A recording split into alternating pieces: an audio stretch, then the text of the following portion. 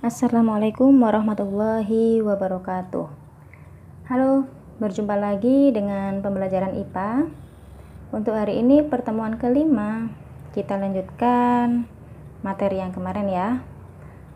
Sebelum kita melanjutkan materi, kita berdoa dulu agar kita dapat belajar dengan lancar dan selalu diberi kesehatan. Al-Fatihah.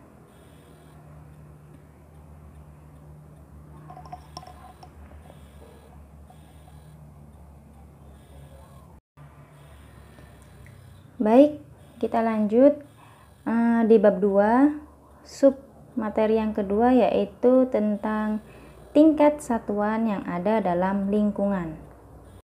Berdasarkan tingkat organisasinya, dari yang paling sederhana ke yang paling kompleks adalah individu, populasi, komunitas, ekosistem, bioma, dan biosfer.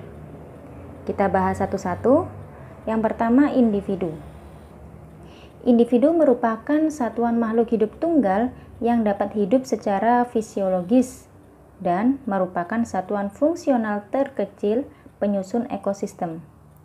Jadi nanti di alam, di ekosistem, penyusun yang paling kecil itu individu. Ingat, satuan makhluk hidup tunggal berarti makhluk hidupnya sendiri. Contohnya sebatang padi, berarti padinya hanya ada satu, pohon padinya hanya ada satu. Ada seekor semut, seekor cicak, atau kita sebagai manusia, seorang anak. Nah, semuanya yang sendiri itu dikatakan sebagai individu. Kemudian yang kedua ada populasi, merupakan sekumpulan individu yang sejenis yang menetap di suatu tempat pada waktu tertentu. Ingat, di sini ada individu, beberapa individu yang sejenis. Suatu individu yang berkumpul dikatakan sebagai populasi ketika jumlahnya minimal 2. Artinya ketika dia sudah lebih dari 1, maka udah termasuk ke dalam populasi. Contohnya 2 ekor gajah di kebun binatang, atau sekelompok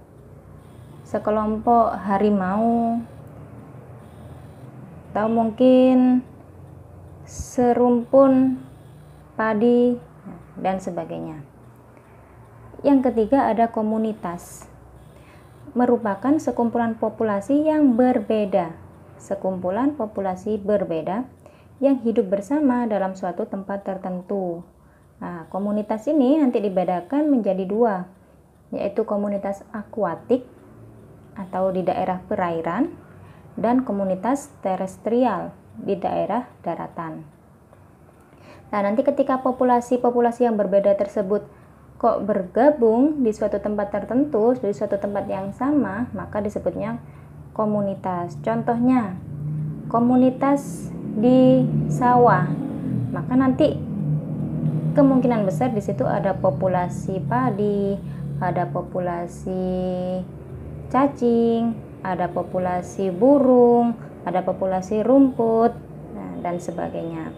Atau komunitas di akuarium, ada populasi ikan mas, ada populasi hidrilla, ada populasi kepiting, dan sebagainya.